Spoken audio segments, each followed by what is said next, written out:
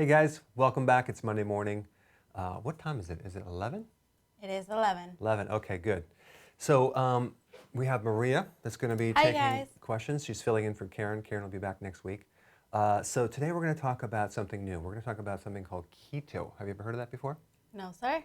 Okay, well, keto stands for ketones, which is an alternative fuel for your body, and your body likes ketones. Now, here's the thing. Anything I say is not meant to diagnose you. So it's just meant for you to get information to research with the help of your medical doctor. All right? That being said, we need to go right to California. Nidhai is on the phone, and you had a question. Go ahead. Are you there? Are you there? I'm going to come back to you, and we're going to go right to Lisa from Florida. Lisa, are you there? Okay. I think I'm connected here. Let me just make sure the wires are connected. Got the microphone. Got this back here. Yeah, should work. All right, let's try. Brooke, are you there? I think I'm connected here. Let me just make sure. Okay, turn on that music. Okay, guys, so we're just going to figure out if everything is connected here. All right, so we'll come back to the phone system. So a couple things I want to talk about first is something called potassium. Okay. Potassium. Potassium is very interesting. Potassium is unique because all of the cells have a little potassium pump, and they basically use potassium for energy. So out of all the minerals, potassium is the #1 mineral that is needed the most in the body. Like you need magnesium, and that's important, but you only need like 425 milligrams. But potassium you need in the thousands. Like you need like 4.7 thousand milligrams a day. So the question is, what does potassium do? Well, it helps the nerves, it helps the muscles. If you're deficient, you might have atrial fibrillation. It's kind of like the pacemaker of the heart goes off, so you're going to have heart problems. So, and they have a pacemaker for that. You can have like little palpitations happen. You can have cramps in your calf, but generally you're going to be tired. You're not going to be able to store sugar, so your blood sugars are going to be up and down. And the more deficient you are, the more insulin resistant you are. Okay? So that being said, let's go to Nidhai. Are you there? From California? Okay. How about you, Lisa? Are you there? Okay, so we'll figure this out. It's probably one of those things where it's unplugged, and that usually is the thing that happens with these little connections here. Yeah. So just make sure everything is connected as we come back and recycle to potassium. We're talking about potassium, right? Correct. So here's the thing with potassium. If you're deficient, you may have problems with insulin resistance. And insulin resistance is a situation where insulin's not working anymore. Now, what's weird about insulin resistance is that if insulin lowers blood sugar, okay, that's what it does. So what happens is like when your blood sugars start going up, what does that mean with insulin? It's probably insulin's basically going down. That makes sense, right? Right. But that's not what happens. That's not where the problem is. So it's kind of weird. People don't understand that. So what happens is like, the problem is in the receptor. So like right now, I'm talking to you, right? Right. And you're listening to me. If you had earplugs right now and I couldn't hear you, you would never acknowledge me and I would keep shouting at you. Right. So in your body, you have like a thermostat. And everything is set to, like, let's just, the ideal number would be like 82. Okay. That's your blood sugars, right? So if it goes too high, insulin goes up and pushes it down. But the problem with insulin resistance is that the receptor is not receiving it anymore, so we don't get any feedback. So picture this, right? It's a hot summer day, Okay. and you got your thermostat on, but your sensing device isn't working. It's going to start getting hot Right. because nothing kicks in to let the system know to turn on the air conditioning. It gets hotter and harder and harder, and you're sweating, and because it has to do with the receptor. So with insulin resistance, the receptor is blocking insulin. Okay. That's what happens. So then the body makes more and more and more and more. So you have this terrible situation where you have the cell is literally starving as the person's getting fatter and fatter and fatter and fatter. Obese people are literally starving to death.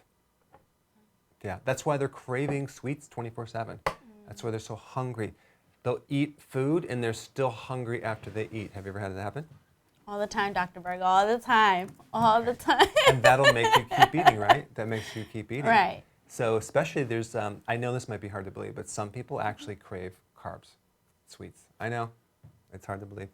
And so they'll actually have to eat sweets to satisfy that tooth, the sweet tooth. Right. But it doesn't work because the body is going to produce more insulin. So I think what happens is the body has this protective mechanism that does not want you to consume too much sugar. Right. So it blocks it. It blocks it so you can't pull it in anymore. So the body's trying to help you, but of course we don't listen to it, right? Right. So that's why the real purpose of insulin is like a kind of a survival thing to help keep sugar at a normal level all the time, 24/7. It must maintain this normal sugar.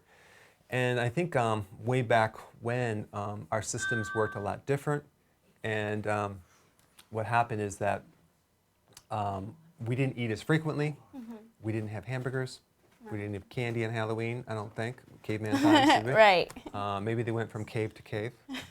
So let's just see if it works now. Nidhi, are you there? Now it goes on and off. Not sure. Okay, Lisa, are you there? Yes, I am. Can you hear me? Yes, we got you. We got Lisa. All right, Lisa. Wonderful. Okay. Great. I just want to let you know that a year ago I started to do what you have been teaching, and I've done that very well. I lost 20 pounds, but I have to say that I went to Italy, and it was like just something that we're going to do for a lifetime, one time go. Yeah. So when I went to Italy, of course, everything went out the door. And when I came back, I wanted to start back doing what I was supposed to do. And I tried, and once you lose the momentum, it's really hard to get back on. It's just hard to start again. But anyway, I did finally, almost like a year, a little over a year later, less than a year, I'm back on. But before I started, I checked my insulin, and I have to be honest, I didn't want to tell my husband or my doctor. It was 300. Taking the blood sugar, and it was 300.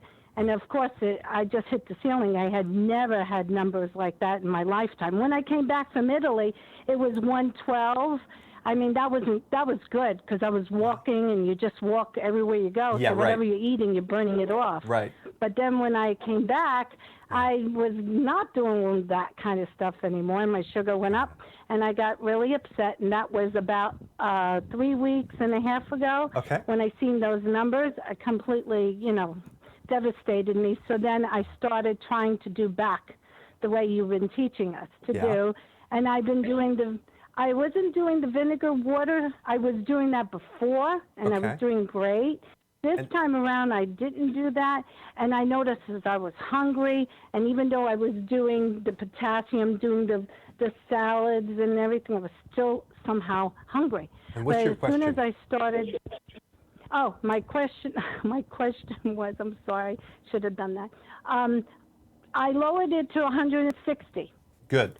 Now that yesterday it was 180, something like that, and today 160.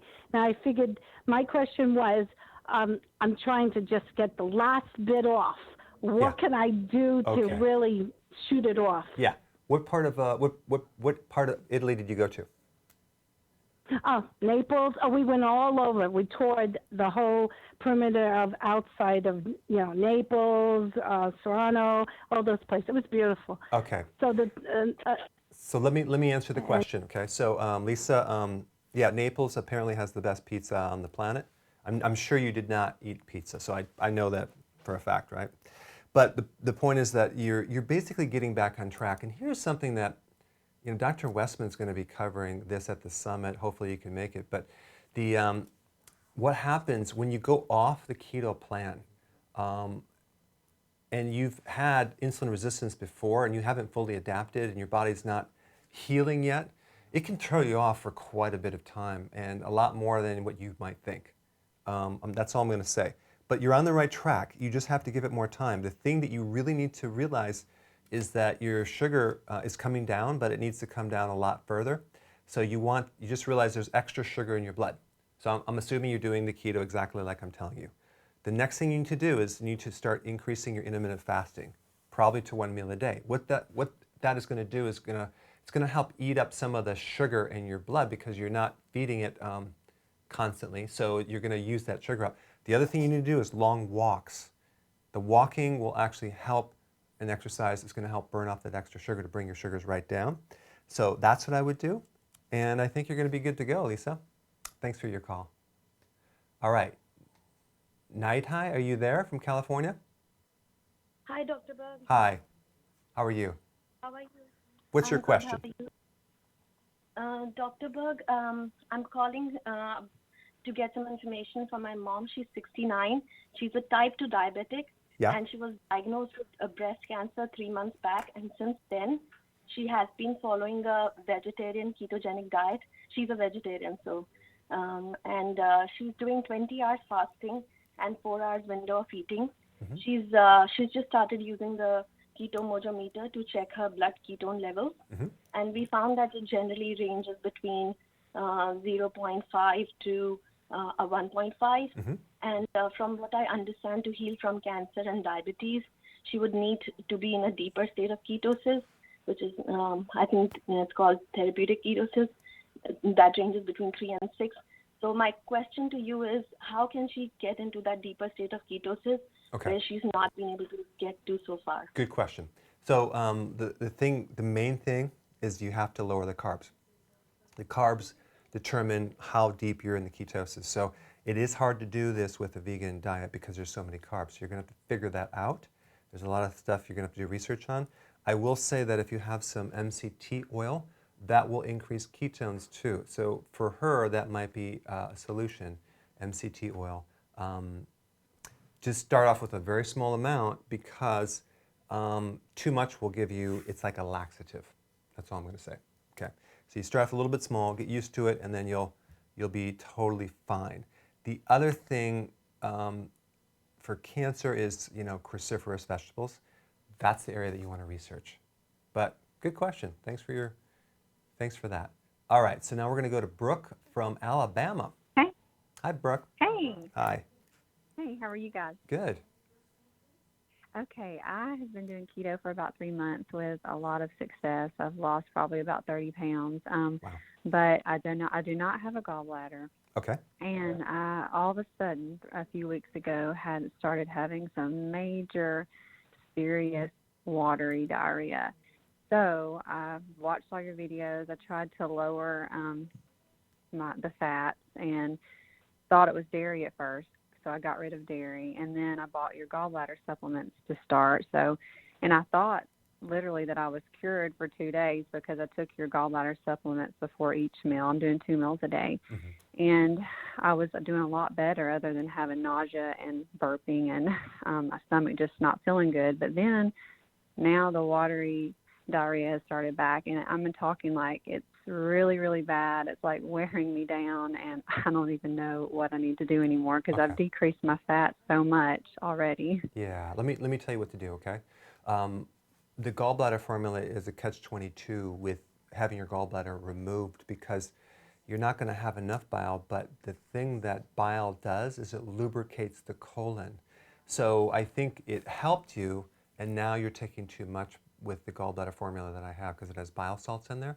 So I would not take the gallbladder formula right now until your diarrhea goes away because the bile in there will increase the diarrhea, make it worse. Okay, that's one thing.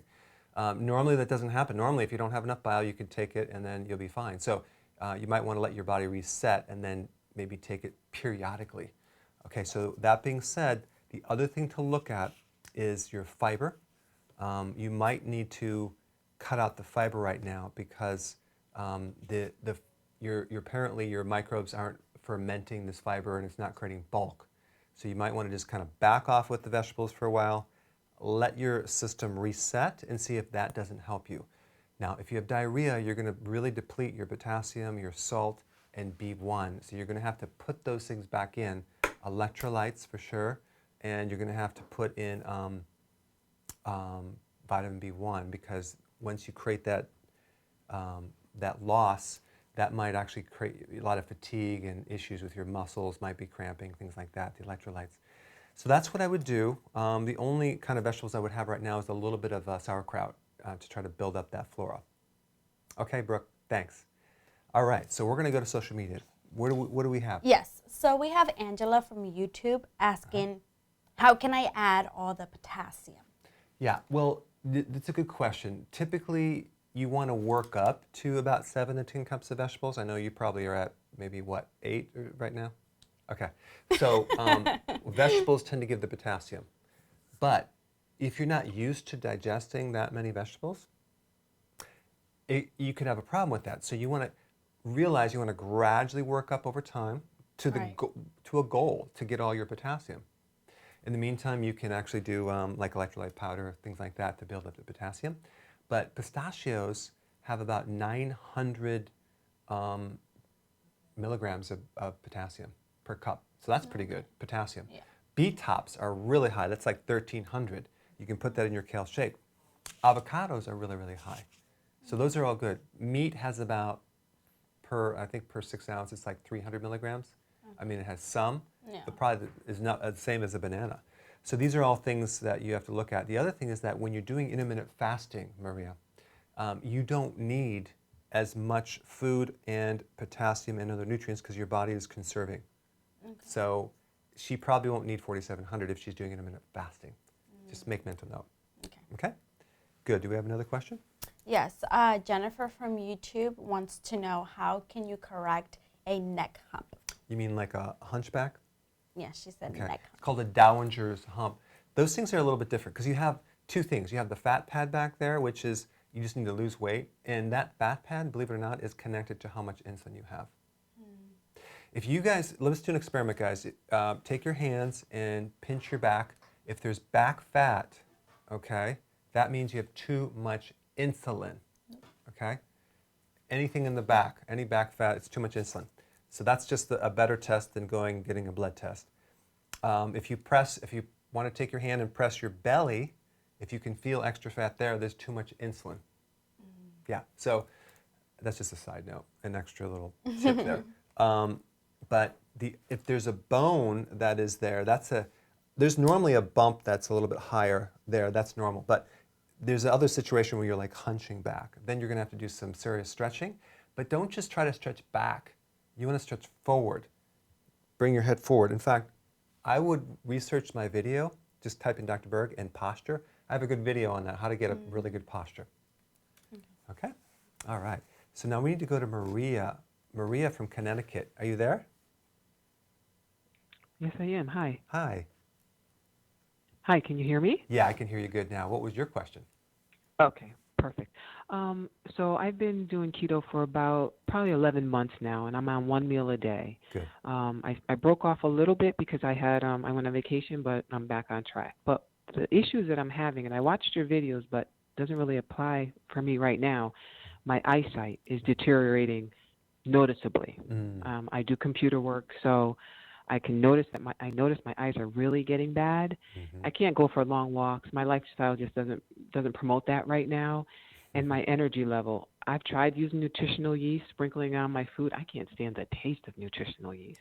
Okay. So those are my two concerns, my eyesight and my energy level. I mean, by about 7 o'clock, 8 o'clock, I'm done. And I really need to get to like 11 o'clock before I get to sleep. So those are my two questions. Okay. Thank you. Yeah, sure. Well, let's talk about the eyesight first. As you do keto, what's going to happen is your insulin resistance is going to improve, which means that you're going to absorb more nutrients and you're going to have less stress in the eye. There's one thing that's really bad for the eye, and that's high sugar. So you're doing better on that. But you're in front of your computer a lot, so that's going to be a situation. Maybe you can rearrange your desk so you can actually offset it by looking outside, because what happens is that there's a little kind of an adapter in your eye that helps you adapt or accommodate to close and far away. And if you're looking at this computer 24/7, it's going to create a big strain on the muscles of the eye. you're going to have to reverse the flow somehow by looking in the distance. That's why I like the long walks.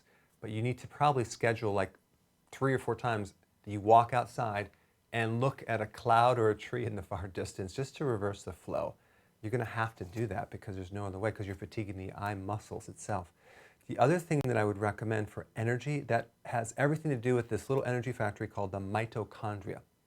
And the mitochondria needs vitamin B1. I have something, it's called nutritional yeast tablets. They're unfortified. You might want to get that. That way you don't have to take the powder and you swallow them. That way you can get that. If you want a little jump start, in addition to the nutritional yeast, which I always recommend with, if you're taking a B1 individually, because you want it in the complex, get some B1. Yes, it's synthetic, but you're only going to take it, you're going to take it with the base. So you take it with the nutritional yeast. Get something like, I don't know, maybe 250 or 100 milligrams of B1 and start taking that. Why? Because I think you need B1 to get your mitochondria kicked in there. B1 is like the thing that regulates the carburetor. Do you know what a carburetor is? No. Okay. It's in your lawnmower, it's in your car, and it basically mixes the gas and the oxygen at the right ratio to get combustion, to get energy. Okay. So in your mitochondria, you have a carburetor. It needs the B1, and what happens if you dump so much fuel in there, like sugar, if too much fuel versus too much oxygen, it chokes. Do you have a lawnmower? You ever cut your grass? Okay. No. So anyway, when you try to start your lawnmower, sometimes you put too much gas in it doesn't start because you flooded it with too much gasoline. So what people are doing is they're flooding their mitochondria with too much gas or sugar, okay, right. and not enough oxygen. So what happens is like you need to cut back on the sugar. And I know Marie's not doing sugar because she's on the keto, but she needs the B1 to kick it into gear because what happens to make energy, you need B1. B1 breaks down the carbon atoms that make up the food. Like food into energy, you have to break up the carbon atoms. That's what releases the energy. Okay. Do you know what an atomic bomb is? Okay, uranium-238? Okay, never mind. So basically you have this element that they can actually have a bomb because they break up this rock and it has energy. But there's energy in the rock, so they break it up and it releases this incredible energy. Well, your food does the same thing. It breaks up the bonds. B1 is necessary for that breaking of a carbon. Just thought you'd want to know that. Thanks, Marie. That was a good question. All right, now we're going to go to Harold from Kentucky. Are you there? Yes, sir. All right, what's your question? I got a couple, Doc. One is I'm a diabetic, type 2, and I started July 23rd doing keto. I have got excellent results. I got my blood sugar down on my blood glucose in the morning, which I chart every day, is below the highest I think I've had this month so far is 114. I averaged out last month for August, and I was like a 4.7 A1C. Wow. Does that tell me my body's staying in ketosis? Yeah, because the lower the sugar, the lower the A1C, the higher the ketones. Okay. The other question is, I'm a 100% disabled veteran, and the VA provides me with, I have 2 artificial knees. I was an airborne ranger. They provide me with my meds. They give me a potassium CL 20 MEQ SA tab. Is that good? I take one every morning. I'm not sure. I've never heard of that type of potassium. I don't know how many milligrams it is, but you could probably just get a potassium citrate. They're pretty inexpensive, but I'm not sure that type of potassium at all. I've never heard of that before. Okay. And but no, I've been doing good. I've lost since July 23rd. I've been averaging most probably 1 pound, 2 pounds a week. That's great. I've lost 17 pounds so far. I started at 384. Wow. And this morning I weighed at 367. Awesome. Great job. Feeling great. Good job. Yes, sir. So I'm doing normally 2 meals, a lot of times just 1 meal a day. Okay. And feeling great. Great. You know. Awesome. Well done, Harold. Anything else I can do to speed up the process? Yeah. That's right. Okay, so I'll just tell you what to do to speed up the process. Really make sure your carbs, start to tweak the carbs, bring them down a little bit, okay? Just look for hidden sugars and start cutting those down. Make sure your protein is a little bit higher quality. You know, try to do organic, grass-fed is be the best, okay? Don't go crazy with too much. With your fats, you don't necessarily, if you want to speed things up, you want to get your fats below about 75 grams of fat. I'm going to talk a lot more about this at this summit, FYI.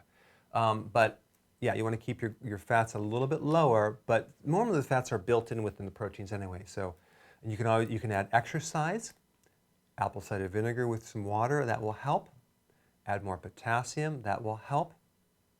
And then as far as the vegetables go, on some people, believe it or not, this is rare, but sometimes they have to factor some of those vegetables into the carbohydrate calculation. And I only do that if you've tried everything else. But what happens with the vegetables is you get mostly fiber. And the fiber is broken down by the microbes in your large intestine. And that fiber is turned into a fat, a type of fat, a friendly fat. It's called butyrate. It's the same fat in butter. Interesting. So you're basically, your microbes are turning your vegetables into butter fat. Isn't that weird? But that fat is very good to improve insulin resistance, blood sugar balance, reduce inflammation like in knee pain, and also that feeds the colon cells, okay? So if you're on a diet and if you don't have enough vegetables, you can't make that butter fat, okay? Now you're saying, well, can I just eat the butter fat? No, you need to have the vegetables because you need the microbes to work to give you that exchange. Thanks for your question, Harold. All right, so let's go to another question. What do we got here? Yes, so we have Mary from Facebook. She would like to know, will keto help with pain? Well, depends. It really depends. Okay. The thing that really helps with pain is intermittent fasting more than anything. Okay. So, but the combination of keto, because high sugar will cause more pain too. Right. So you have to go low carb and moderate protein and intermittent fasting to get rid of pain and inflammation. It really works. I'm serious, it really does. Yeah. Guys, if you don't know about the summit, definitely go to ketohealthsummit.com. We got one more week until the price goes up, guys. This is the last week. September 15th is where it goes up $100 to $595. So get the ticket before that happens because you definitely want to show up. You're going to be there, right? Correct. Yeah, we're going to have a blast. We're going to have amazing speakers. It's going to be awesome. I can't wait. I'm going to be talking, we have the speakers talking about various topics. I'm going to be talking about troubleshooting. Okay. Like every possible angle of troubleshooting, like any problems you're trying to lose weight, speed things up, okay? In depth. And I'm withholding a lot of the good stuff because I don't want to give it away. Right. Intermittent fasting, prolonged intermittent fasting. We're going to talk about that, how you can increase your stem cells, which is just mind-blowing, anti-aging, and live longer. And nutrition. This nutrition piece is going to literally blow you away too because it's going to be just so fascinating. Everything's going to make sense. You're going to walk out of there going, wow, I'm really glad I came. Yeah. And then we're going to talk more about something else I'm not going to say. It's a surprise. Okay. So I need to go right to Tan from San Francisco. You had a question about the kidney. What's your question? Tan, are you there? Mr. Berg, can you hear me? Yeah, I can hear you now. Hello. Hello, hi. Awesome. Good morning. Good morning. I'm going to get right to my question, but first I would be remiss if I didn't say how deeply grateful I am to you and your team for the work you guys do. Oh, thank you. Thank you. So I've been following the ketogenic diet for about 8 months. I discovered your videos about 6 months ago, and I have been following it in every way other than that I didn't get off alcohol until about a month ago. A whataholic? But in every other way I've been... Sorry? What was the last thing you said? I was in one way not compliant, which is that I was still drinking alcohol until about a month. Oh, got it. Okay. Yeah. So now I'm 100% compliant. I have a current acute infection, and I've watched your video about it. It, I believe, is in my urinary tract. I'm heading to Eastern Europe before coming back through DC so that I can be at your event. I want to share that with the world who's listening. Like, that's my level of commitment because I'm so grateful to you. Awesome. But my situation is that I'm scared I'm going to be stuck in Warsaw or Moscow, and this infection is going to blow up, and I'm going to have to go to the ER because I'm going to have a high temperature. I've had sepsis before. It's been a long time ago, but I have fear about this. I'm worried they're going to only have antibiotics, and of course I don't want to do that. Okay. So I need to tell you just very quickly, half a sentence.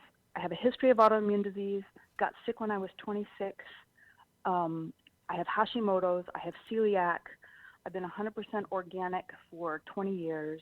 I stay away from gluten. This infection, you have a video about it. I went and I got D-mannose. I followed your protocol. I also added oregano oil and the other things. It diminished, but if I don't, every several hours, take those things, the symptoms come back. Yeah, okay. And I don't know how long I can do that. I want you to guide me about what should I do if my fever goes up again while I'm in the middle of Eastern Europe. Okay, sure. How often do you eat? Well, I was trying to move to 1 meal a day before this trip. I've been on 2 for the last probably 6 months. Okay. My applied kinesiologist, whom I saw the other day, said I need to eat 5 meals with 8 ounces of organic animal protein. Okay, got it. I don't know what to do there. Okay, so let me give you a couple tips. Okay, your immune system obviously needs some support right now, and the absolute best thing for the immune system, hands down, for autoimmune is intermittent fasting. That is the biggest tool for the immune system, and it resets the system. In fact, the sicker you are, the more you need to do that. Why? Because intermittent fasting basically gives you an entire new immune system. It actually can recycle and rebuild your white blood cells. Okay, so that's going to really be helpful. I would stick to 1 meal a day hardcore and eat as a big meal, and that's going to help you right there. The other thing that you may find out is that, especially with the bladder, on occasion, even when you get on keto, you may have some oxalate stones or crystals that develop in the bladder that really can irritate the heck out of the bladder. And that especially happens with something called interstitial cystitis, which is like a real painful bladder when you're urinating, and then it can lead to infections. Because what happens, sometimes these little crystal calcium oxalate stones are little igloos for nanobacteria. Nanobacteria, they're very small bacteria. So what happens if you take the oregano, and it might not be enough because there's some crystals in there developing. The remedy that works the best for that and / kidney stones, especially the oxalates, are something called hydroxycitrate. Hydroxycitrate. You get that supplement, start taking that. That basically dissolves the crystals, okay? But at the same time, you need to take like a natural antibiotic. And this is just things to research. I'm not telling you it's going to cure you, or just research with your doctor. But oregano is good. Clove is really important, and garlic. Those 3 are probably, you need a little bit more of that to go through the system to start handling any type of imbalance with microbes. Then the last thing that I would do is I would make sure that you, if you have a fever, one of the best remedies for kids and adults is basically just calcium lactate. It's very cheap, it's non-dairy, you take it, take calcium lactate, it's great for a fever. Okay, so those are some things that I would do, and I can't wait to personally meet you when you come to the summit, okay, and let me know how you're doing. Thanks, Tan. All right, so now we are going to Lisa from California. You had a question, Lisa, go ahead. Hi, Dr. Berg, how are you? Great. Great. So I'm a nutritionist in a health club, and I work with my clients to, lose weight, obviously, and I've been taking them on keto intermittent fasting diet plans, and it's been wonderful. It's been really had a lot of success. But recently, I've had a few clients that have been losing muscle mass. Mm-hmm. And so they're losing weight, overall body weight, but I don't want them to, go too far into the muscle mass loss. So I was just wondering your thoughts on that. Yeah. Okay. So first of all, I would really, really, when someone tells you that, really kind of realize it may or may not be loss of muscle mass. It could be maybe loss of size because the fat is going away. And they could actually have some problems with some other things. There's a couple things you need to know about muscle in general. When you do intermittent fasting, you greatly increase growth hormone to factors of 20 to 30x, which basically is growth hormone is protein sparing. It actually protects the muscles from loss. So you actually retain the muscle. So this is the confusion people have. They think, oh, I'm going to go into intermittent fasting, I'm going to lose their muscles. Well, no, what's happening is like you lose more muscle with insulin resistance. So as you do keto, you improve insulin resistance, you're going to get more retention of muscle. And a lot of the atrophy is going to then start building back up. But the other thing, but what happens, a lot of people is they think they're losing muscle, but they're actually just losing size. It's not the same thing. And plus, you lose a tremendous amount of water with keto. So just that alone, I mean, most people are doing carbo loading, they're carrying at least 13 pounds of extra fluid. So you go for 13 pounds and you lose this fluid, you lose muscle mass, you're thinking it's muscle mass, but it's just fluid. So unless you have a real good testing unit that can measure before and after, don't just assume it's muscle loss. The other thing to retain the muscle is to take a lot of potassium. Potassium is needed to keep the muscle good. And that comes from the vegetables. So just make sure they're doing a lot of vegetables. And then the other thing is too, you could actually have too little protein, and that could create a problem with muscle. So, but you don't need as much as you think. So I wouldn't recommend more than, I would say 3 to 7 ounces. I wouldn't recommend more than 7 ounces, maybe 8 ounces on a younger person. And anything more is not going to help them. It's actually going to make things worse. So those are some factors to think about, and I hope that helped, Lisa. All right. So, guys, I want to try something new. I want to try something really cool. So, right now we have probably 1,600 people listening on YouTube, and probably another 700 on Facebook, probably. So, I want to try something, guys. If you wouldn't mind doing this experiment, I want everyone to press, when I count to 3, a button underneath the video, and it says share. Okay, when I count to 3, okay? Ready? 1, 2, 3. Okay, share. Press share. And just share these videos. Oh, not you, because now you just blocked it. Okay, good. So I just wanted to try that. I don't know, I just wanted to see what happened. We'll see if the numbers go up. So anyway, thanks guys for that, I appreciate that. We're gonna go to social media for a question. What do we have? Yes, I have Heather Flores from Facebook. She wants to know if doing the keto diet will help you get rid of fatty tumors. Yeah, I can just see myself. I can just see Dr. Berg claims he can get rid of fatty tumors. Okay, so this is just research that you can do with the help of your doctor with tumors in general. Tumors cannot live on keto. They do not survive well with intermittent fasting. That being said, a fatty tumor is something different. That's called a lipoma. And honestly, I have not found a good solution for lipomas other than surgery. I don't have a solution for that. I've never been successful shrinking a fatty tumor. I think what happens, it's so encapsulated, it's like, it's just not budging. You can get them out remote, I mean like with a local, they don't have to put you out. It's like, it takes like 20 minutes, pull it out, they stitch you back up, and you're on your way. It might cost like $300. So, I mean, it's, yeah, I wish I had another way, but I don't have the solution for that one. I need to go to Miro from New York. You had a question about digestion. Are you there? Hello? Hello. Hi, Dr. Berg. Hi. Hi. Thank you very much for this live talk. Yeah, actually, I haven't started keto yet, but I have been watching a lot of your videos. I just want to do it correctly before I start. I have problem with my digestion, so I have been taking apple cider vinegar for a few days. Now I saw this formula. So my question is, does the Digestive formula replace apple cider vinegar plus lemon juice?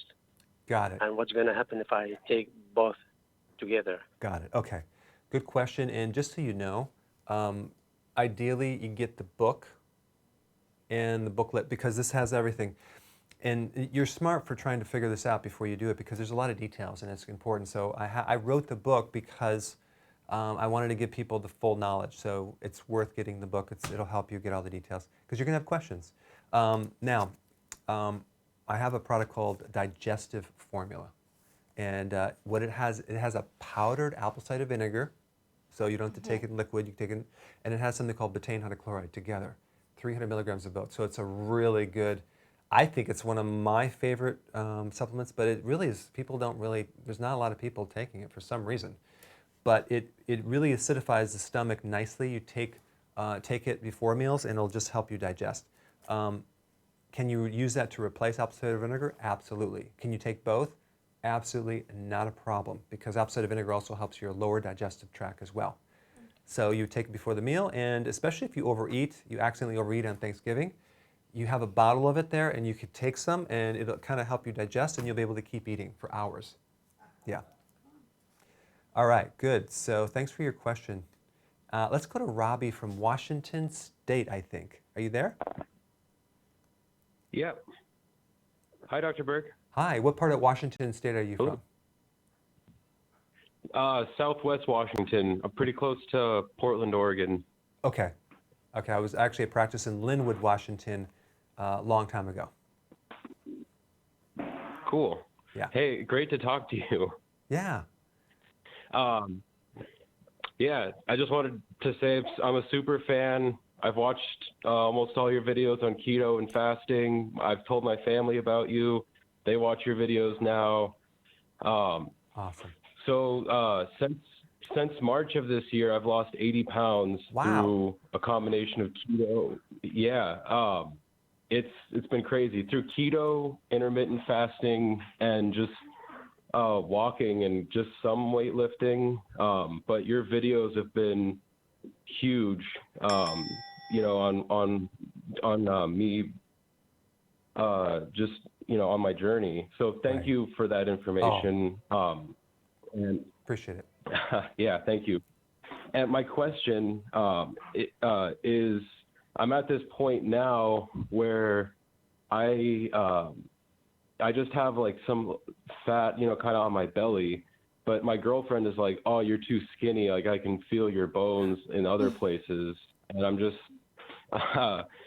so it's just kind of about how I guess I don't want to be too skinny, but I also have this little belly. So it's kind of, and I'm not doing one meal a day anymore. I'm not doing the fasting. Okay.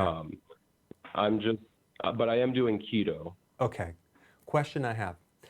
Is your stomach kind of like a loose skin or is it a bulging fat? It's the loose skin. It's like a little, like a flap, Okay. Yeah.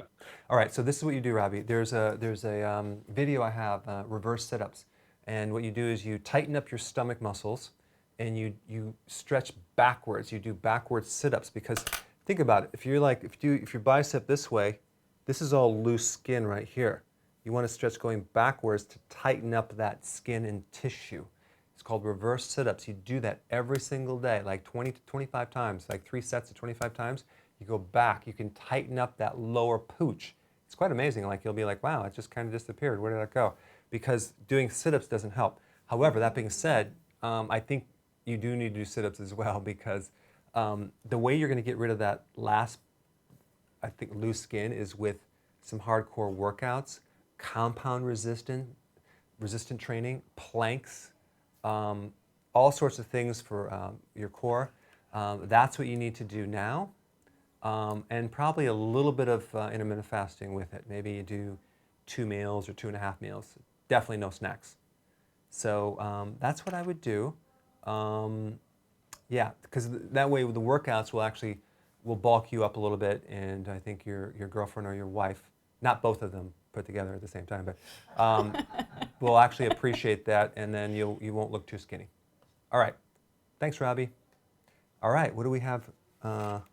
Yes, I have Miriam from Facebook. Yeah?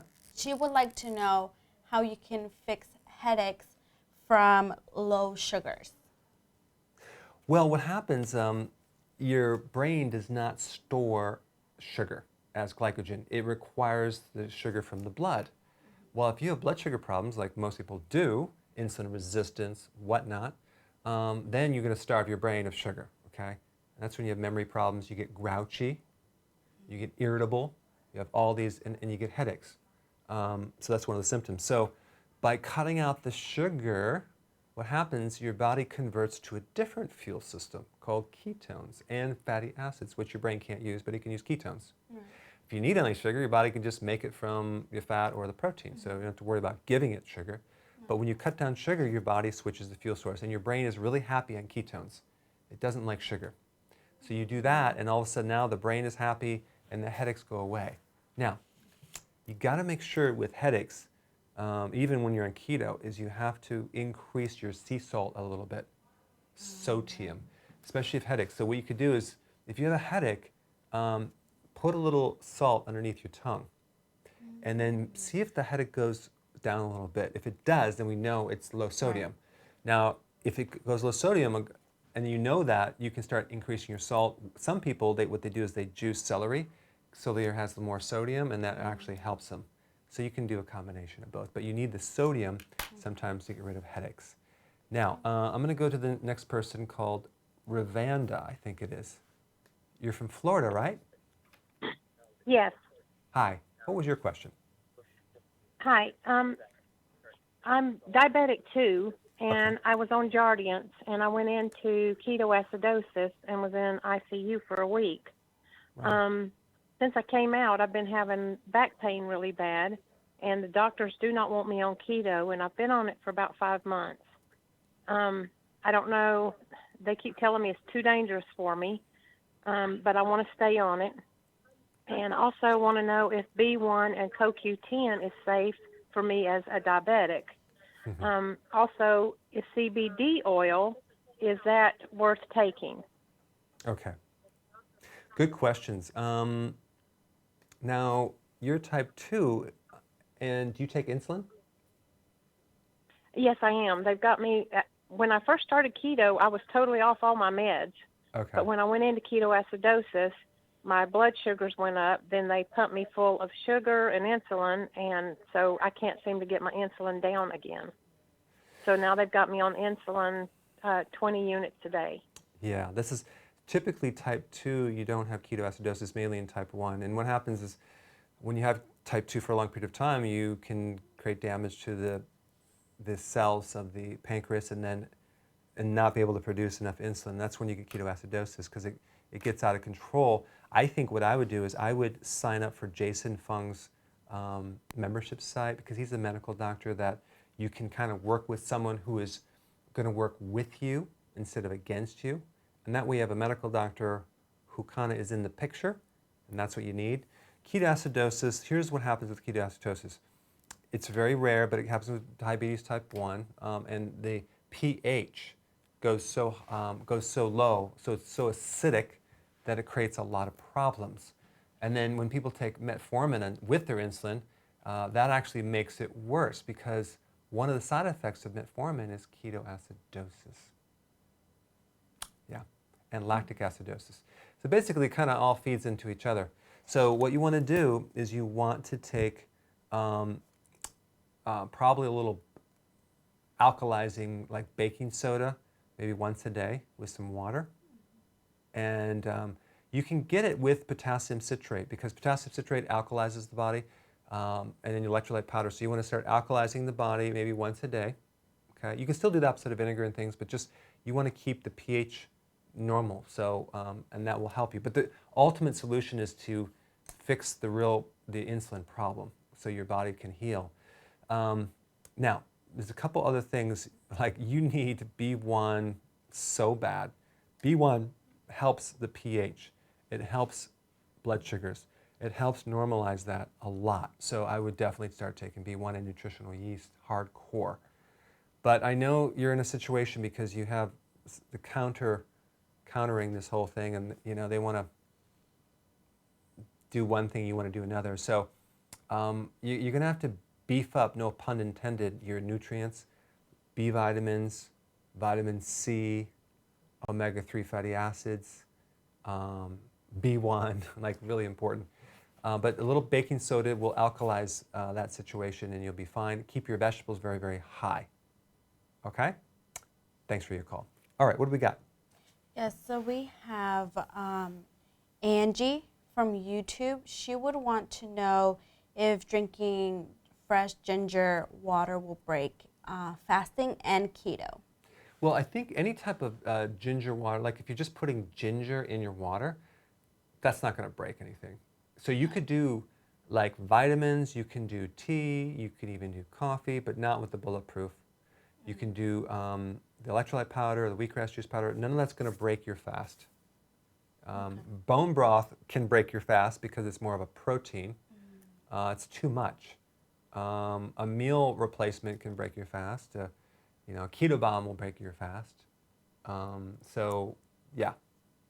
Okay. I'm sorry. Okay, good. All right, so now we want to go to Lisa from New York. You had a question. Hi, Lisa. Hi, how are you? Good. Yeah, I'm so happy I actually found you online. I've been learning a lot with the videos, and I want to thank you for that. You're welcome. I started keto in April, and I kind of got off the wagon back on, but I'm really strict on it right now, and I'm actually doing 2 meals a day, no snacks, and doing the 16 hours 8 window. Okay, good. Sometimes I do 20. Sometimes Wow. I just get carried away and I forget that I haven't had anything to eat. So that's Right. kind of, Good. scary. Oh, I need to eat something. But Yeah. anyway, my question is, I have Hashimoto and fibromyalgia and arthritis. And as you can hear me, I'm just talking. I'm a little bit fatigued already. I'm not sleeping well at night, and I know that is not helping me. I'm focusing right now on healing because, as you say, the weight will come off eventually. And I've lost inches, though. The scale is very slow, but I'm not really focusing on that. I'm trying to focus more on my health. Good. But I'm not sleeping well, and I think because I'm not sleeping, that's not helping me because it's probably elevating my cortisol. Right. And I just don't know what to do, and I refuse to take all these junk medicine that they want to give me. I don't want to take them. Here and there, I would take a Tylenol or an Advil, not much because I also have GERD. So I have to use omeprazole, which I don't use. If I eat something, I might take it here and there. But my thing is, how can I ease this pain? I don't know what to do. I actually decided to stop taking the Synthroid. Where is your pain? It's like more of the lower back, and it goes to my butt and the back burning sensation and down both legs, and it's constantly. It's like it's there. It doesn't want to go away. And are you taking? I wake up with it. I go to sleep with it. You're taking a B vitamin, right? I take a B complex, but I actually bought the B1 yesterday because I saw a video of yours with explaining about the mitochondria and all that cells and stuff. You probably. So it's 100 milligram, and I took 2 actually this morning. I just started it today. Did you feel any better yet? I just took it maybe not even 30 minutes ago. Okay. So Yeah. a couple things with this. You might want to take also nutritional yeast with it. We have these tablets. That way you have the whole complex. I'm not against taking a B, even if it's synthetic, if you take the natural complex with it. But here's the thing. With the lower back, sounds to me like a disc. So I have a technique on lower back pain. You can take your hand and start pressing around your belly button. Press deep in there and that actually will ease your back pain. The other thing is you want to get a foam roller about this big around, put it in your lower back arch, and push the arch back, especially when you're sitting. You want to keep that arch in there at all times. That takes the pressure off the lower back. Very, very important. The other thing is that I have something that supports it's called Sleep Aid. It supports the adrenal. It works really good for sleep. You might want to try that as well. You're going to have to work up to 1 meal a day and do more intermittent fasting. And the reason for that is that you have a lot of inflammation in your body. You have autoimmune. So you're going to have a goal of 1 meal a day. So keep shooting for that. You're going to probably have to add more potassium, more B vitamins, and to the point where that goes away. But yeah, that's really where you're at. And I see that you're stuck between a rock and a hard place. So get a foam roller, do the lower back. I have a video on that. It's under sciatica. You can check it out. But the other thing is to press on the inside, the front part. That will help your back. I'm going to be releasing a course on pain and inflammation, but I don't have it available yet. That might help you. All right, those are some good things you can do, Lisa. Thanks for your call. All right, what do we got? So we have one from Ryan from Facebook. He wants to know if taking lemon water daily will help you be in ketosis. Yeah, well, the lemon water has a tiny bit of carb, but it's so minor, I wouldn't worry about it. Okay. In fact, that's going to help you counter any possible, because if there's a little bit more oxalates or stuff like that, or even like uric acid, that will actually counter that. So I like lemon juice. Lemon juice has other factors too. Here's the thing though with lemon juice. If you're taking it bottled, it's pasteurized, so it has no vitamin C because vitamin C is destroyed with heat. Right. But if you're doing lemons, you get the vitamin C. But in bottled lemon juice, you're just getting the citrate, which is good for some things, but not for vitamin C. Right. Yeah. Okay. Makes sense? Hey, Blake, you're from Louisiana. You had a question. Go ahead. Yeah, Doc, how you doing, man? Good. I started keto about 2.5 months ago, and until I watched your video, man, I was doing it all wrong. The last couple of weeks, I've incorporated the fasting, and I've seen the weight just really drop off. Great. My question to you is, I do the keto strips with the urine at home, but when I'm on a going at work, I have a breathalyzer and it measures the ketones. What should my number be, and when should I take my measurements? Like right after a meal or during the fasting? When's the best times? Well, that opens up a can of worms of a question. I'm going to give you a short version in 1 minute. I think the best way to check ketones is with the blood. I like the Keto Mojo testing unit because it checks your ketones and blood sugar at the same time. So you can, well, not the exact same time, but you'll actually be able to figure out a whole bunch of information from that, looking at both of those, because you want to see both values. The thing about the breath and the urine, there's like 3 different ketones, so you're measuring different ketones. And what's going to happen, you're probably now through the adaptation mode, and your body's going to start utilizing these ketones as fuel, and you're not going to see them as much in the breath or the urine, but you probably see them in the blood, because that's where your energy is being used. So, but see, when they're in the urine, you're wasting them. Now, on your testing strips, you should have colors and numbers. Now, if it's from Europe, different values than America. So all you have to do is it'll say, look for the color. It'll say, trace, moderate, mild, and it'll tell you how much you're in ketosis. So I kind of use that as a guideline to kind of generally tell us if it's working. But the point is that you want to take it in the morning. That would be a good way when to take it. But also take it after meals, like an hour or 2, to see if a certain particular food knocked you out of ketosis and how long. So you can do experiments on your body. But take it in the morning and realize if you're not in ketosis in the morning, it could be high cortisol, because that's when cortisol spikes. Guys, I want to thank you so much for sharing. The button there, if you didn't share, press it now. I appreciate that. Karen's going to be back next week. Definitely, I'll see you at the summit. Go to ketosummit.com and have a wonderful weekend. See you guys.